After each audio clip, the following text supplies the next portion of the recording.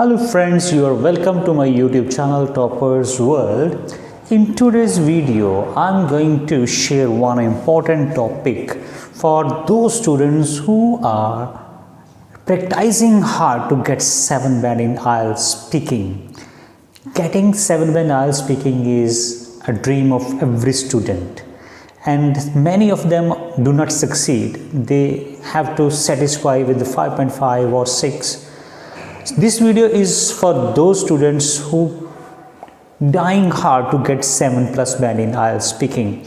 So in this video I'm going to share the tips for part 1, part 2, part 3, means how you should handle all these 3 parts, and along with that I am also going to share some do's and don'ts which will definitely help you to boost up your IELTS speaking performance, give you confidence, and you will be sure to get your target score. So let's see step by step what things you have to do in order to get 7 band in IELTS speaking.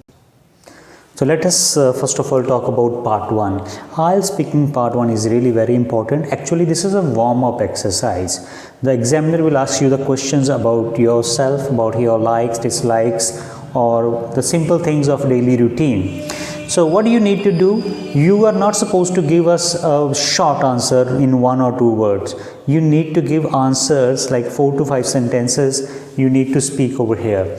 And what most of the students do, they use very simple sentences like I am from Amritsar. This is a beautiful city. Population is about 2 lakh. People are very friendly. Means that there is no linking in their sentences. Their sentences are too simple and separated. So what you have to do, you have to synthesize your sentences by using complex sentences or some linking words, or simply we can say that you need to use conjunctions like not only but also, while, meanwhile, though, although.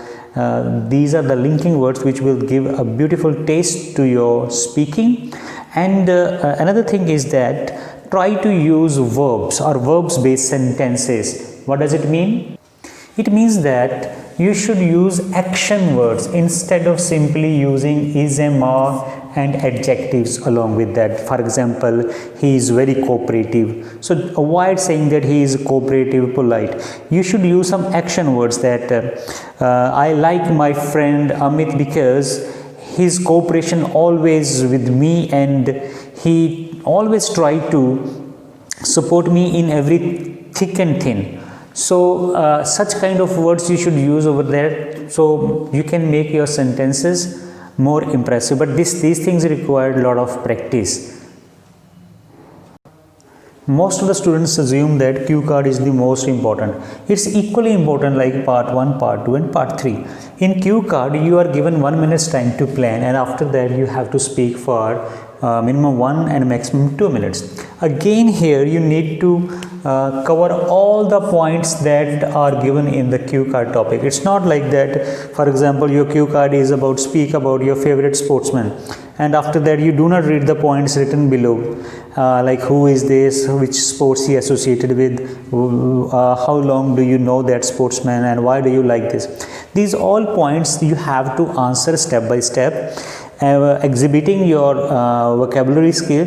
Here you supposed to use some special words that are related to sports field. Like you should say that he is having great stamina. For example, he is a footballer, he is having great stamina. He has great football skills. Like he can kick the ball from any direction towards the goal post. Or you are talking about the cricket, then you should have some cricket related vocabulary with you. That is called the topic specific vocabulary. You should use topic specific vocabulary. Like if you are talking about a swimmer, then you should know some terminologies that are used in swimming. So all these things you need to practice at your personal level before appearing IELTS exam, because in the IELTS exam at that particular time you cannot think about the vocabulary. So you need to collect certain words that are related to different field of topic. For example, you have to speak about an environmentalist, then you should know some words or particular words related to environment, like ecology, like global warming, so toxic gases. So these are the words which are related to certain topics. So every topic has its own peculiar vocabulary that you need to learn, so that at the exam time you can show your vocab skills. Here I would like to advise you that you should use more complex and passive sentences here in order to have a good impression on your examiner. Part 3 is a part where you have to do discussion with the examiner related to different questions that he or she asks you, and the most important thing here you need to keep in mind, that is paraphrasing. The kind of language the examiner uses in the question, you should not repeat the same in your answer.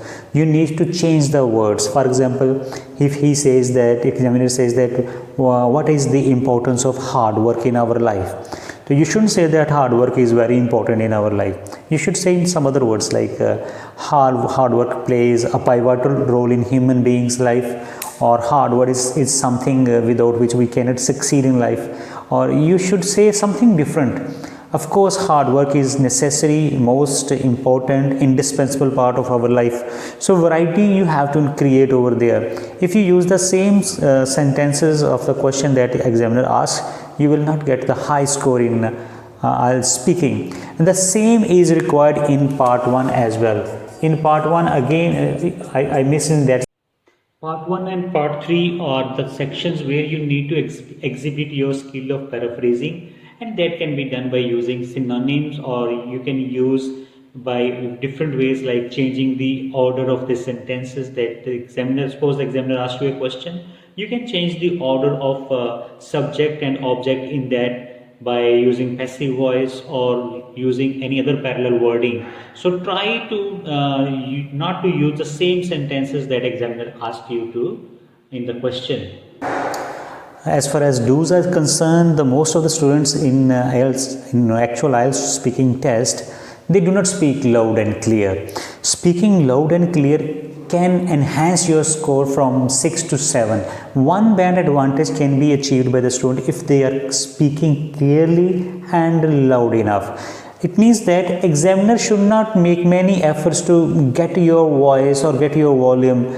If he has to make a lot of efforts, it means that he is not comfortable with you and you are going to lose your score. And the most important thing, that is another one, is smile on the face. Smile is really very important. You should not make very serious face over there. While you are answering your questions, you should also have intonation in your sound. Means that if you are talking about something you like very much, for example, if you are talking about your favorite color, examiner asks you what is your favorite color, and you simply say that my favorite color is black. No, this is okay, answer is okay, but the way you are saying your answer is quite boring. So you need to show excitement in your answer. You should say that I like black the most. This is one of my favorite colors since my childhood days. I like to wear black shirts, black trousers, and my mother always says that I look very handsome in black dress. Even my friends admire me a lot when I wear black dresses or black color. So this is the way you need to put energy in your sentences. You are not supposed to speak very plain or in a boring way over here. Extra score you need, then you need to speak in extraordinary way. In addition to that, you need to check the tense of cue card and question that examiner asks you. If that cue card is the past tense, then you have to use past tense in your answer. Was, were, had, or was, were and first form and ing. There you can also use passive voice and complex sentences along with that. This is really very important because it will exhibit your grammar skill. I have personally seen that most of the students face problem when they have to speak in the past tense. So you need to practice this. In the past, will become would, can become could, may becomes might, and was, were, had, all these things you have to use. And learn the grammar. If you face problems in this, then you have to take some classes from an expert English language trainer, so who can teach you regarding the past tense.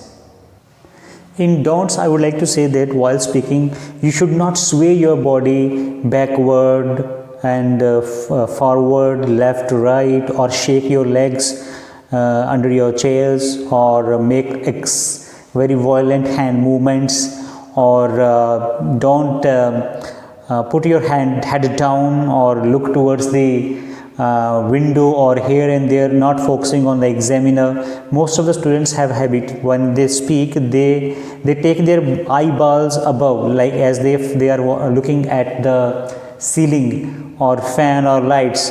So they are not focusing towards the examiner. It doesn't mean that you should stare at examiner, but you should be focused on the examiner.